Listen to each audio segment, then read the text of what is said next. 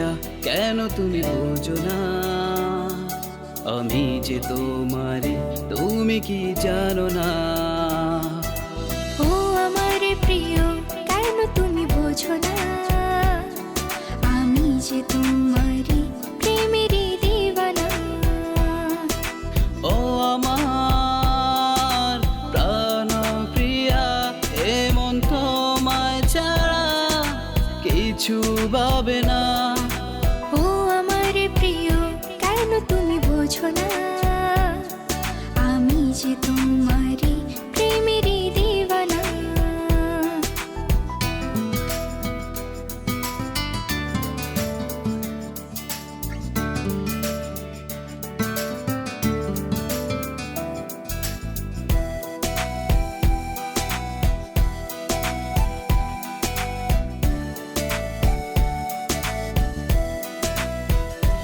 ও তোমারই বিহনে হৃদয়ে রক্তক্ষরণ জমে আর সইতে পারি না এ আমি ও বলে দাও তুমি কি নিয়ে বাঁচি আমি নিদ্রাহীন নাকি তুমি ছাড়া শূন্য মরুভূমি যদি ভুলে যাও তবে বলে দাও তোমায় ছাড়া কি নিয়ে বাঁচি ও আমার প্রিয় কেন তুমি বোঝো না আমি যে তোমারই তুমি কি জানো না ও আমার প্রিয়া কেন তুমি বোঝো না আমি যে তোমারই তুমি কি জানো না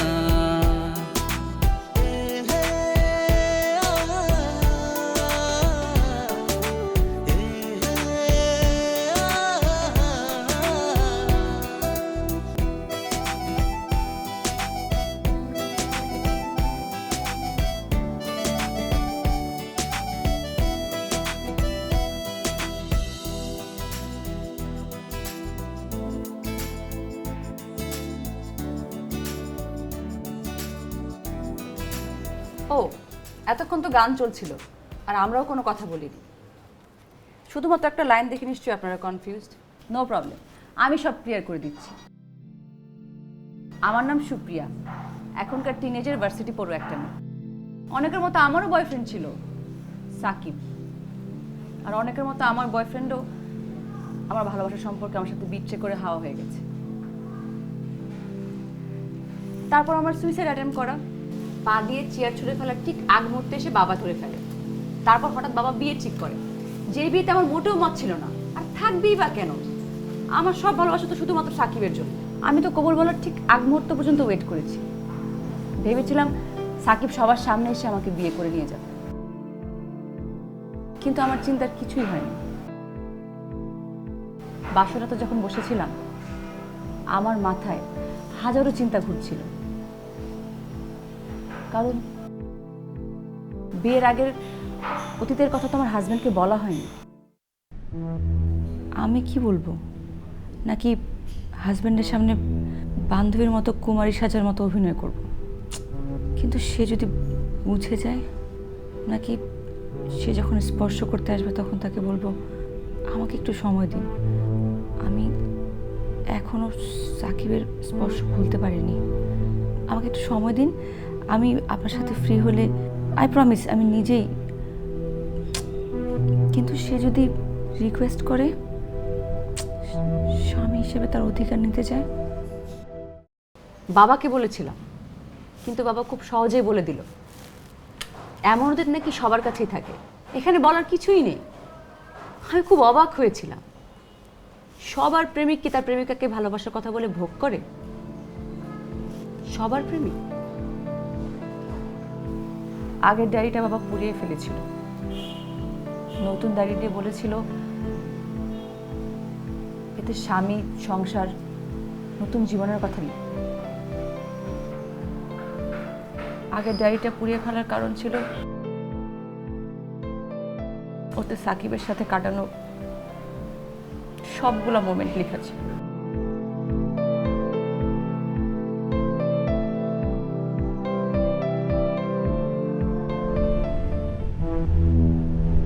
আমি কিছুক্ষণ আগে একজন আগন্তুককে বিয়ে করেছি।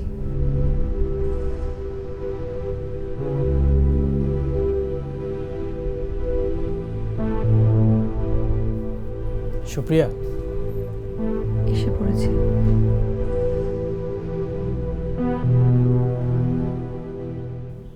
সে এখনই আমার কাছে এসে বলবে কাবিন নামের অধিকার চাই। সুপ্রিয়া, সুপ্রিয়া, আমি সোফায় ঘুমাবো। মা বলেছিলেন কোনো স্বামী যদি তার স্ত্রীর পাশে ঘুমাতে না চায় তবে সেই স্ত্রী একজন ব্যর্থ স্ত্রী। আমি আসলে বিশ্বাস করি কাছে আসাটা থেকে একজনকে জানা বোঝা, ভালোবাসা অনেকটা জরুরি। কি বলবো বুঝতে পারছি না। বাবা তো বলেছিল যদি কখনো স্বামীর কথা না বুঝো তাহলে চুপ করে থেকো। আমরা অবশ্যই দুজন দুজনের কাছে আসব যেদিন আমরা দুজনে এটা ডিসাইড করব, এবং সেদিনই হবে আমাদের বাসর রাত।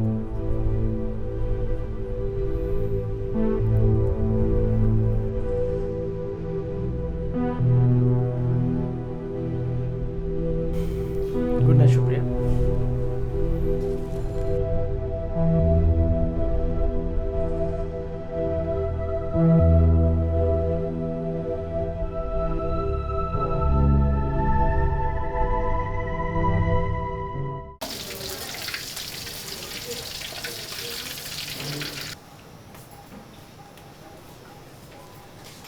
কি আপনি আমার ফ্রেন্ড আসছে, আপনি কেন কষ্ট করে রান্না করতে গেলেন? আমার ফ্রেন্ড আসছে, তোমার ফ্রেন্ড নয় আমারও ফ্রেন্ড। ইমপ্রেস করতে হবে না?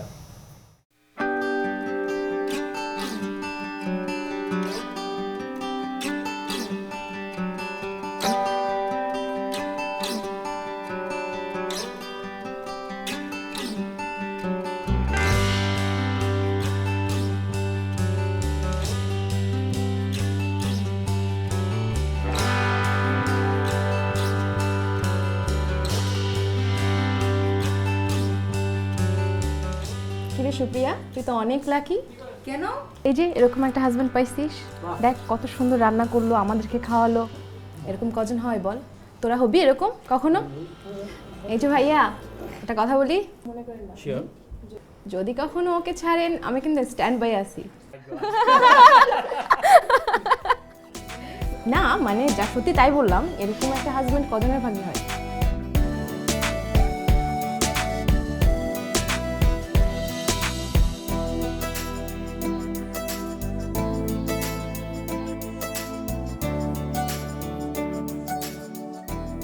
অ্যাকচুয়ালি আমার 4 জন বন্ধু মানে বান্ধবী, মেয়ে বান্ধবী বান্দরবান যাবে তো, তাই আপনার যদি অনুমতি থাকতো আমিও যেতে পারতাম। সমস্যা নেই, আপনি যদি আমাকে ফোন দেন তাহলে আমি চলে আসবো। সুপ্রিয়া, কতবার বলেছি তুমি আমার ওয়াইফ, এভাবে অনুমতি চাওয়ার কি আছে? মনে হচ্ছে তুমি একজন কয়েদি আর আমি তোমাকে আটকে রেখেছি। তোমার যাওয়ার ইচ্ছে তুমি যাবে, কিন্তু এভাবে অনুমতি চাইবে না please. Remember, I trust you. Sorry, আমি আসলে শিখছি তো, আমি একটু সময় দিন, আমি শিখে যাব। সরি, হাসার জন্য সরি, এটা আমি মাথায় রাখবো। কিন্তু তুমি কথা দাও এই ঘরটাকে নিজের ঘর মনে করবে।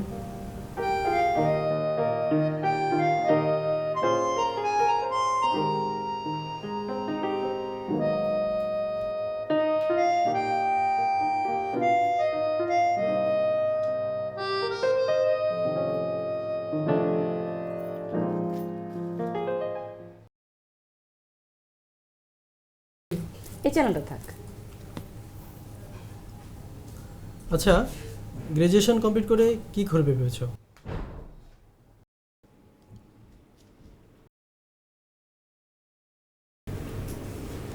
আমি না লেখিকা হতে চাই। সত্যি? জানো, আমারও না লেখালেখির খুব ইচ্ছা ছিল, কিন্তু কাজের ব্যস্ততা একদমই হয়ে ওঠেনি।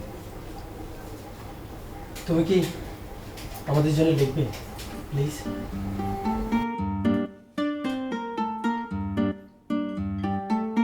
প্লিজ।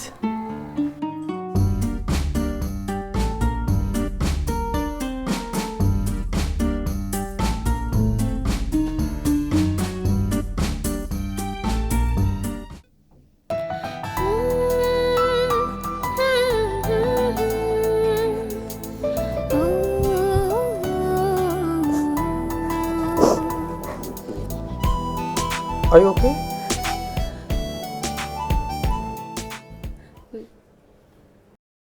I'm not virgin. আমার বয়ফ্রেন্ড আমার সাথে বিট্রে করেছে। আমি তো ভেবেছিলাম তুমি এইচআইভি পজিটিভ।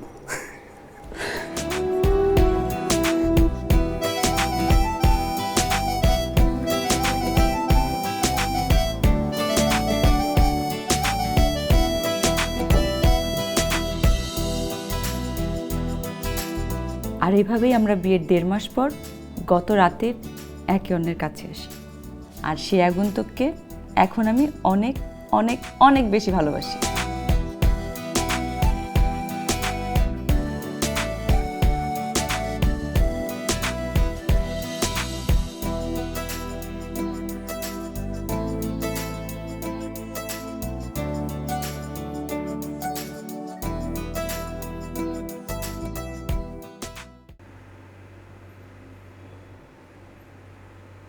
তিন মাসের সময় নিয়েছিলাম, 1.5 মাসে হয়ে গেছে।